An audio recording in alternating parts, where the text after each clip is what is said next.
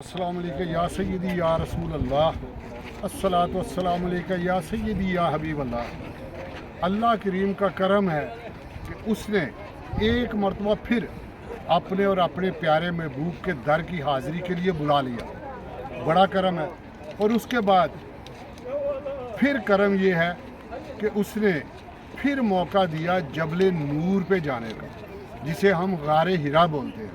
अल्हम्दुलिल्लाह ये भी उसी का करम है। अब ये मेरे साथ बाबा जी हैं, अब्दुल खालिक इनका नाम है। तकरीबन साहिवाल के आसपास रहते हैं ये। इनकी 75 साल उम्र है कम अज़ कम। और ये मेरे साथ है वसीम, ये हमारे लाहौर जाती उम्रा के पास रहने वाला है। अल्हम्दुलिल्लाह इधर ही मुलाकात हुई मदीना पाक में, पहले इससे नहीं जानते थे।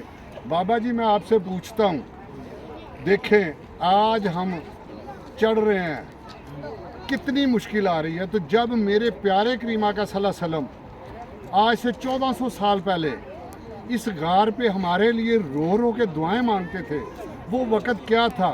आज चढ़ना आसान है कि मुश्किल है? बड़ा ही आसान है, बिल्कुल लखा कोहां दा फर्क पै गया। ते देखो उस वक्त रस्ता तो बाबा जी कोई नहीं सी, लाइटां वेखो हुण लगियां ने, उदों लाइट तो कोई नहीं सी, नेरा ही नेरा सी। ते देखो उस वक्त नूं याद करिए ते अज देखिए इन्नियां सहूलतां दे बावजूद असीं थके पे हाँ, साडे कोल चढ़ना मुश्किल है। ते मेरे प्यारे करीमा का सल्लल्लाहु अलैहि वसल्लम साडी खातर इस गार दे च रो रो के दुआवां करदे रहे। अल्लाह पाक थोड़ी जी नहीं, देखो अक्सर लोग हिम्मत नहीं करते, अगर थोड़ी हिम्मत करिए तो मेरा रब बड़ा करीम है, वो मदद करता है। हुण बाबा जी की उम्र माशाल्लाह 75 साल है। अल्लाह पाक इन्होंने लंबी जिंदगी देवे, सेहत वाली तंदुरुस्ती वाली लंबी जिंदगी देवे। और माशाल्लाह मेरे नाल बराबर चलते आ रहे हैं। और इन्हां नालों भी ज़ईफ लोग मैं देखे ने। कल असी जबले सोर ते सां, अल्लाह जानदा मजूर आदमी ऊपर जा रहा सी, ते एक बाबा जी कम अज़ कम उन्हां दी उम्र 90 कुछ साल तो जरूर होएगी। 90 साल की उम्र के बाबा जी जबले सोर ते गए थे, जबले सोर तो आए। अज असी थके पे हैं। अल्लाह पाक सानू हिम्मत देवे, ताकत देवे। इत्थे गार ते आना अक्सर लोग कहते हैं क्यों जाते हो, इत्थे वाकई फर्ज नहीं है, ना वाजब है, ना फर्ज है तो ना वाजब है। लेकिन आई दे इस वास्ते कि मेरे प्यारे करीमा का सल्लल्लाहु अलैहि वसल्लम ने साढ़े वास्ते कितने कितने नहीं गए, केड़ा केड़ा मुश्किल सफ़र नहीं किया। वो सफ़र करके तो देखो, तुहानू मुश्किलात का कोई पता लगे कि मुश्किलात की ने। अज असी हवाई जहाज़ से सफ़र करने पे तो 16 घंटे असी इत्थे पहुँचने तो असी थके पे हाँ। तो यार उत्ते ऊंटां ते सफ़र करते सन, उत्ते घोड़ियां ते सफ़र करते सन। मदीना पाक किन्ने किन्ने दिन लग जाते, 14 15 दिन लग जाते सन पहुँचदे। तो अज असी इन्ना कुछ करके भी थके पे हैं। अल्लाह पाक सब नूं अपने और अपने प्यारे महबूब के दर की जल्द तो जल्द हाज़री नसीब करे। जेड़ा एक बारी नहीं आ सकिया, अल्लाह पाक एक बारी तो जरूर बुला लै ना, तो बार बार बुलाए। तो अल्लाह पाक तेरे तो वड्डा करीम कौन है? तू मुसब्बिबुल असबाब है, जेड़े जिन्हां दे कोल असबाब कोई नहीं, तरसदे ने पे। अल्लाह पाक असबाब पैदा कर दे। अल्लाह पाक जेड़े बीमार ने उन्होंने शिफा दे दे। अल्लाह पाक जेड़े बेरोजगार ने उन्होंने हलाल दी रोजी दे दे। अल्लाह पाक जेड़े तंग दस्त ने उन्होंने तंग दस्ती दूर कर दे। और अल्लाह पाक जेड़े बे औलाद ने उन्होंने नेक और साले औलाद दे दे। और अल्लाह पाक जेड़े बच्चियां दे रिश्तियां की वजह तो परेशान ने, अल्लाह पाक उन्होंने नेक असबाब पैदा कर दे। और अल्लाह पाक जिन्हां दी औलाद ना फरमान है, अल्लाह पाक उन्होंने फरमा बरदार बना दे।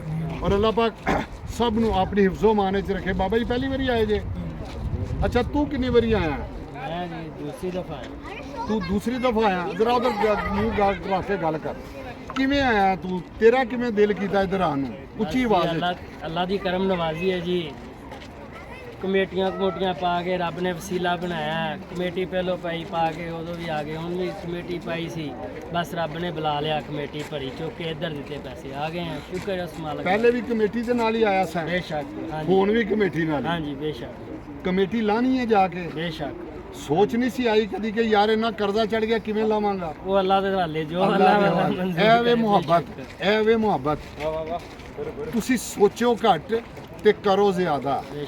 ਜਿਹੜਾ सोचता रहता मेरे को असबाब पैदा होणगे, मैं करांगा, अज कर लांगा, कल कर लांगा, परसों कर लांगा। अल्लाह जानदा है। वेखो है बच्चा है, जवानी है, इहदा भी दिल करदा उत्थे भी रवां, ਕਾਰੋਬਾਰ ਕੋ ਕਰ ਲਵਾਂ, ਲੇਕਿਨ ਇਹ ਕਮੇਟੀ ਪਾ ਕੇ ਤੇ ਇੱਧਰ ਦੀ ਕੋਸ਼ਿਸ਼ ਕਰਦਾ। ਦੂਸਰੀ ਵਾਰੀ ਮਾਸ਼ਾਅੱਲਾ ਆ ਗਿਆ। ਉਹ ਯਾਰ ਜਿਹੜੇ ਸੋਚ ਰਿਹਾ ਜੇ ਨਾ, ਉਹ ਤੁਸੀਂ ਵੀ ਥੋੜਾ ਥੋੜਾ ਜੋੜਨਾ ਸ਼ੁਰੂ ਕਰ ਦਿਓ, ਥੋੜਾ ਥੋੜਾ ਜੋੜਨਾ ਸ਼ੁਰੂ ਕਰ ਦਿਓ। ਆਖਰ ਇੱਕ ਦਿਨ ਆਏਗਾ, ਅੱਲਾ ਜਾਣਦਾ, ਆਖਰ ਇੱਕ ਦਿਨ ਆਏਗਾ ਕਿ ਅੱਲਾ ਪਾਕ ਤੁਹਾਨੂੰ ਜ਼ਰੂਰ ਬੁਲਾ ਲੇਗਾ। ਮੇਰਾ ਇੱਕ ਦੋਸਤ ਏਜੰਟ ਹੈ, ਉਹ ਮੈਨੂੰ ਦੱਸਦਾ ਸੀ, ਕਹਿੰਦਾ ਇੱਕ ਬਾਬਾ ਜੀ ਮੇਰੇ ਕੋਲ ਆਉਂਦੇ ਸਨ ਤੇ ਉਹਨਾਂ ਕੋਲ 5-5 10-10 ਰੁਪਏ ਹੁੰਦੇ ਸਨ। ਜਿਸ ਵਕਤ 5-5 10-10 ਰੁਪਏ ਚੱਲਦੇ ਸੀ, ਉਹਨਾਂ ਨੂੰ ਪੁੱਛਿਆ ਤੇ ਉਹ ਕਹਿੰਦੇ ਮੇਰੇ ਪੋਤੀਆਂ ਪੋਤੇ, ਮੇਰੇ ਪੁੱਤਰ, ਸਾਰਿਆਂ ਨੇ ਅਸੀਂ ਇੱਕ ਗੱਲਾ ਬਣਾਇਆ 5-5 10-10 ਰੁਪਏ ਪਾ ਕੇ ਤੇ ਅਲਹਮਦੁਲਿਲਾ ਸਾਲ ਬਾਅਦ ਪੈਸੇ ਪੂਰੇ ਹੁੰਦੇ ਨੇ ਤੇ ਅੱਲਾ ਪਾਕ ਬੁਲਾ ਲੈਂਦਾ। ਤੇ ਗੱਲ ਹੈ ਜਿਸ ਵਕਤ ਬੰਦਾ ਕੋਸ਼ਿਸ਼ ਕਰਦਾ ਹੈ ਤੇ ਅੱਲਾ ਪਾਕ ਫਿਰ ਮਦਦ ਕਰਦਾ ਹੈ।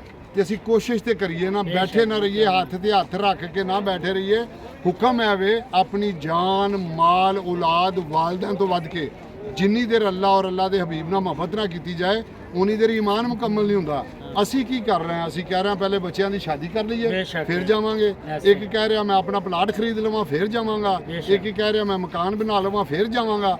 ਇੱਕ ਕਹਿੰਦਾ ਮੇਰੇ ਹਾਲੀ ਬੱਚੇ ਛੋਟੇ ਨੇ, ਵੱਡੇ ਹੋ ਜਾਂਦੇ ਫਿਰ ਜਾਵਾਂਗਾ। ਔਰ ਯਾਰ ਦੁਨੀਆ ਦੀ ਸਾਰੀ ਮੁਹੱਬਤ ਅਸੀਂ ਵਛਾਈ ਫਿਰਨੇ ਆ ਯਾਰ। ਅੱਲਾ ਵਾਲੀ ਮੁਹੱਬਤ ਕਰਕੇ ਤੇ ਵੇਖੀਏ ਅੱਲਾ ਪਾਕ ਕਿਉਂ ਨਹੀਂ ਕਰਮ ਕਰਦਾ। ਅੱਲਾ ਪਾਕ ਸਭ ਨੂੰ ਆਪਣੀ ਹਿਫਜ਼ੋ ਮਾਨੇ 'ਚ ਰੱਖੇ ਤੇ ਅੱਲਾ ਪਾਕ ਸਭ ਨੂੰ ਜਲਦ ਤੋਂ ਜਲਦ ਆਪਣੇ ਔਰ ਆਪਣੇ ਪਿਆਰੇ ਮਹਿਬੂਬ ਦੇ ਦਰ ਦੀ ਹਾਜ਼ਰੀ ਨਸੀਬ ਕਰੇ। ਅਸਲਾਮ ਵਾਲੇਕੁਮ।